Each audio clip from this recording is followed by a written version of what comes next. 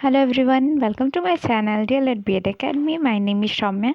आज बात करेंगे संज्ञा की परिभाषा। पहले देखेंगे संज्ञा के बारे में, देखेंगे ठीक है कि संज्ञा के कितने भेद होते हैं और कौन कौन से होते हैं, ठीक है। और सबकी परिभाषा और उदाहरण सहित उसे समझेंगे, ठीक है। तो चलिए देखते हैं संज्ञा की परिभाषा, ठीक है। इसे हम इंग्लिश में क्या कहते हैं? नाउन, ठीक है। व्हाट इज़ नाउन या फिर संज्ञा क्या है, ठीक है। तो आइए देखते हैं। किसी व्यक्ति, गुण, प्राणी व जाति, स्थान या फिर जगह, वस्तु, क्रिया और भाव आदि के नाम को हम क्या कहते हैं? संज्ञा कहते हैं, ठीक है। देखिए, जैसे मान लीजिए कोई व्यक्ति है, ठीक है, और किसी चीज़ का कोई गुण है। जैसे चीनी क्या है? मीठा है, तो चीनी का गुण क्या है कि वो मीठा है। हाँ। और फिर मान लीजिए प्राणी है, कोई स्थान है, हाँ, फिर कोई वस्तु है। तो इन्हीं सब चीज़ों को हम क्या कहते हैं? संज्ञा कहते हैं, ठीक है। जैसे पशु, पक्षी, मानव, ठीक है। हाँ, इसमें पक्षी कई जाति के होते हैं, यानी कि कई प्रकार के होते हैं, और प्राणी मतलब मानव, ठीक है। क्लियर है? तो दिल, अब ये देखिए, ये जाति और प्राणी थे, पशु, पक्षी, मानव, ठीक है। दिल्ली और फिर मंदिर, ये क्या है? स्थान है। दिल्ली स्थान है और मंदिर एक जगह है ना। दादा, दादी, सुरेश, रमेश व्यक्ति का मतलब मान लीजिए व्यक्ति है ना। फिर पेन, किताब, साइकिल वस्तु हैं। हंसना, रोना, गाना भाव है। ये बताया है आपको कितने अच्छे तरीके से कि देखिए, अब कोई कन्फ्यूज़न ना हो कि भाव क्या होता है। मतलब अगर हम हंस रहे हैं, रो रहे हैं, गा रहे हैं, तो ये हमारा भाव है।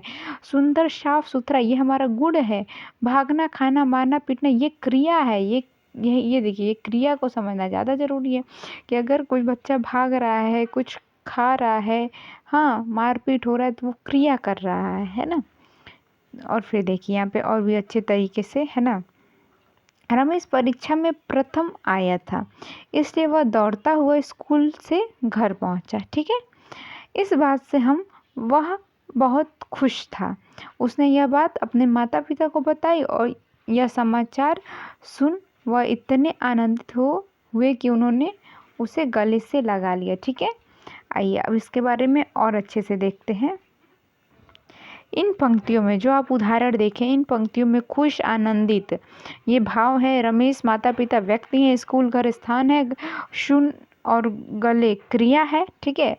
आदि संज्ञा प्रयुक्त हुई है, ठीक है। इसमें क्या था? संज्ञा प्रयुक्त हुई थी, ठीक है। अब यहाँ पे देखेंगे संज्ञा के भेद कौन कौन से होते हैं, ठीक है। तो मूलतः संज्ञा के 3 प्रकार होते हैं, ठीक है। कौन कौन से? जातिवाचक संज्ञा, भाववाचक संज्ञा और व्यक्तिवाचक संज्ञा, ठीक है। लेकिन अक्सर 5 ही दिया रहता है, 5वीं ट्रिक लगाना, ठीक है। परंतु अंग्रेजी व्याकरण के प्रभाव के कारण कुछ विद्वान संज्ञा के 2 भेद प्रकार और मानते हैं, ठीक है। वैसे तो 3 होते थे, लेकिन कुछ इंग्लिश के जब वो आए विद्वान, तो उन्होंने 2 और ऐड कर दिया, ठीक है। इसमें 2 और ऐड कर दिया, तो ये टोटल कितना हो गया? 5 हो गया, ठीक है, 5 हो गया। हाँ, तो कौन कौन सा 2 ऐड किया? समुदायवाचक और फिर द्रव्यवाचक। हाँ, चलिए देखते हैं। तो अब कितना हो गया? अतः संज्ञा के कितने भेद हो गए? 5 भेद हो गए, है ना। कौन कौन सा? जातिवाचक संज्ञा, भाववाचक संज्ञा, व्यक्तिवाचक संज्ञा, समुदाय या फिर समूहवाचक और फिर द्रव्यवाचक संज्ञा, ठीक है। तो यहाँ पे देखेंगे देखिए पहले जातिवाचक संज्ञा किसे कहते हैं, ठीक है। जिस शब्द से, ठीक है, जैसे मान लीजिए कोई शब्द है, जाति का संपूर्ण बोध होता है या उसकी पूरी श्रेणी और पूर्ण वर्ग का ज्ञान होता है, उसे हम क्या कहते हैं? जातिवाचक संज्ञा कहा जाता है। जिसमें क्या होता है बेटा? जिस शब्द से किसी जाति, ठीक है, या का संपूर्ण बोध होता है, उसी को हम क्या कहते हैं? अगर जातिवाचक संज्ञा में जाति का बोध हो तो क्या है? वो जातिवाचक संज्ञा है। जैसे वस्तु में देखिए, मोटरसाइकिल, ये सब वस्तु है। मोटरसाइकिल, कार, टीवी, मोबाइल आदि, ये क्या है? वस्तुएं हैं, है ना। अब स्थान में देखिए, पहाड़, तालाब, गांव, मंदिर आदि। फिर प्राणी में देखिए, लड़का, लड़की, घोड़ा, शेर आदि। ये सब क्या है? जैसे वस्तु में कितना जाति हो गया? मोटरसाइकिल हो गया, ठीक है, ये वस्तु में कितना सारा जाति हो गया, है ना। मान लीजिए कि मोटरसाइकिल हो गया। और सिर्फ वस्तु में देखिए, मोटरसाइकिल हो गया और वस्तु के अंदर कार भी आ गया, टीवी भी आ गया, मोबाइल भी आ गया, तो ये सारी वस्तुएं हैं। तो ये एक जाति का बोध हुआ, है ना। स्थान में बहुत सारे स्थान हैं, ठीक है, तो इसमें क्या है, जाति का बोध हो गया। ठीक है, प्राणी है तो बहुत सारे प्राणी हैं, उसमें लड़का भी आएगा, लड़की भी आएगा, घोड़ा भी आएगा, ये सारे क्या है, प्राणी हैं। जो भी चीज़ें सांस लेते हैं तो उसे हम प्राणी के अंतर्गत रखते हैं। ठीक है, तो ये जातिवाचक संज्ञा हो गया। फिर देखेंगे भाववाचक संज्ञा। जिस शब्द से किसी वस्तु या फिर पदार्थ या प्राणी की दशा, अब भाव है ये, ठीक है। जब जैसे मान लीजिए कोई वस्तु है या फिर कोई प्राणी है, ठीक है, उसकी स्थिति या और भाव का पता चले तो वह क्या कहलाएगा, तो वो भाववाचक संज्ञा कहलाएगा। ठीक है, जैसे देखिए गर्मी हो गई, सर्दी, बुढ़ापा, जवानी, मिठास, खट्टास, थकान, ताजगी, ये क्या है, भाव है। ठीक है, कि गर्मी है, ये क्या है, एक भाव है। सर्दी है, क्या है, भाव है। बुढ़ापा भी, जवानी भी, मिठास भी, ये सारा क्या है, भाव है। ठीक है, मैंने कहा था ना चीनी मीठी है, तो ये क्या है, उसका भाव है। चीनी का भाव क्या है, कि वो मीठा है ना, तो वही चीज़ है। और देखिए अब यहाँ पे तीसरा क्या है, व्यक्तिवाचक संज्ञा।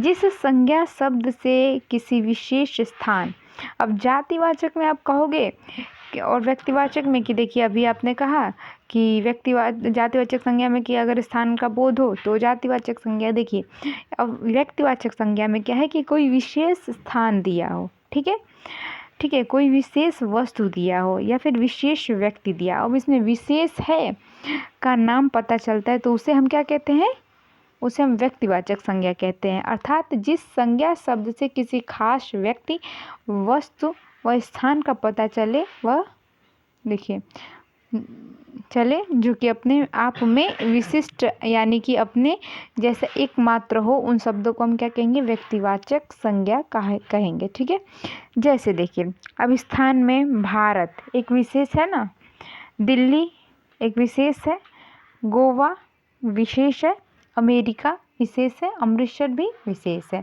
ठीक है, व्यक्ति में महात्मा गांधी एक विशेष व्यक्ति थे, भगत सिंह एक विशेष व्यक्ति थे, है ना, सचिन तेंदुलकर, कल्पना चावला।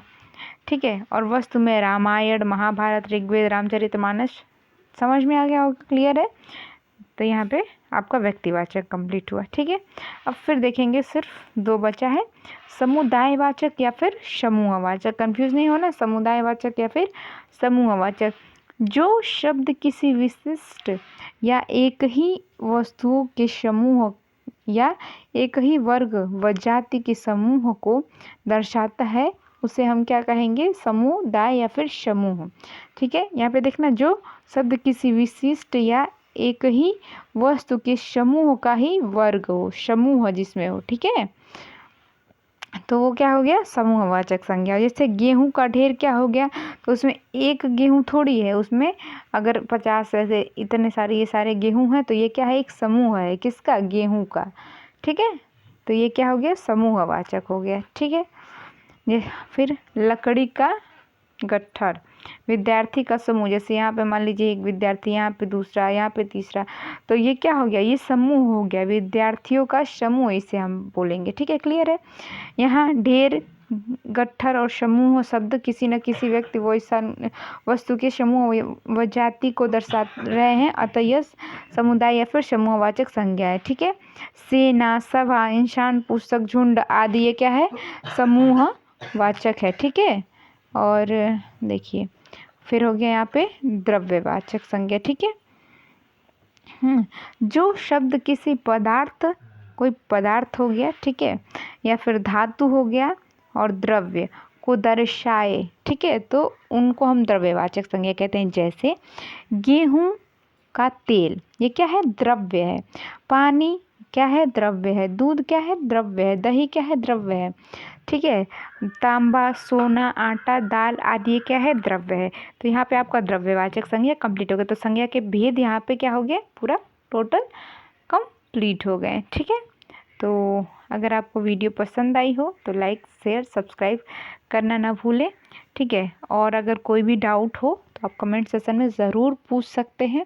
ठीक है, अगला क्या टॉपिक आपको चाहिए आप ज़रूर से बता सकते हैं। ठीक है, तो कोई भी प्रॉब्लम तो आप ज़रूर कमेंट बॉक्स में कर देना और वीडियो को लाइक करना बिल्कुल नहीं भूलिएगा। Thanks for watching.